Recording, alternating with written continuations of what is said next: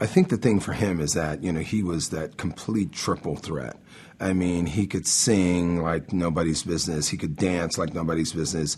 Electric performer. So every time he hit the stage, no matter what he was doing, no matter what type of song he was doing, all eyes were on him. I think Michael Jackson was a sheer natural, dropped onto this earth by the Most High to show everyone how to do it, and he did it. He performed. I mean, when you're 5 years old and you have that kind of skill and you have that kind of attention, and you can command it, you got to be born with it. This is not something you learn.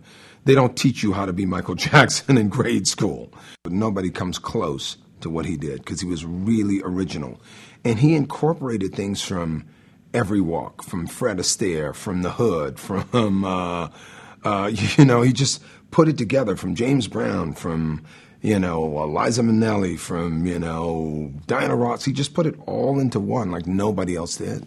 The fact that he took it and made it his own and paid attention and just really worked it out. I mean, just the diligence. I mean, just the sheer diligence of spending the time and the hours to make it seamless.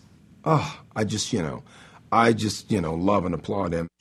Being a Jackson, kind of once removed, I'm just such a huge fan. I mean, I grew up on it, being a kid in Louisiana in the South, growing up in the hood.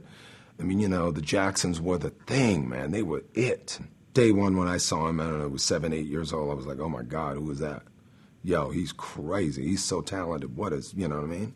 This is on par with Elvis or the Beatles. He's that big. I mean, this is huge. This is not just big. This is huge. I think the true stars are people that have unique, unbelievable talent like no one else. He didn't sound like anyone else. He didn't dance like anyone else. He didn't perform like anyone else. The songs weren't like anyone else. And he had that special something that only stars have. And there are a lot of people that assume that they're stars. He was a real star.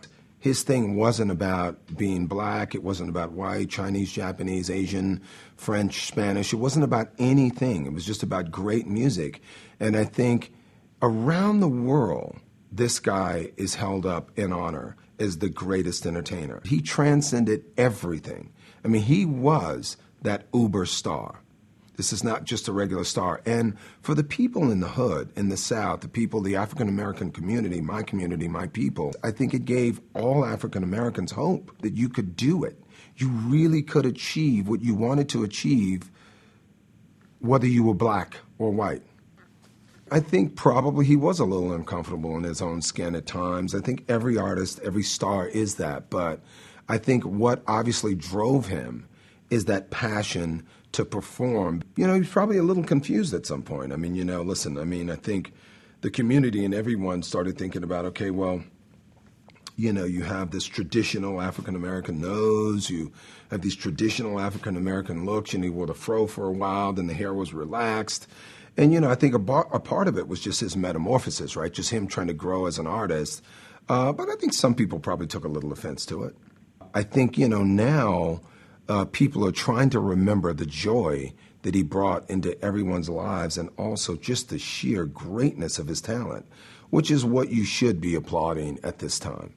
This is one of those times in our lifetime that we saw a real beacon.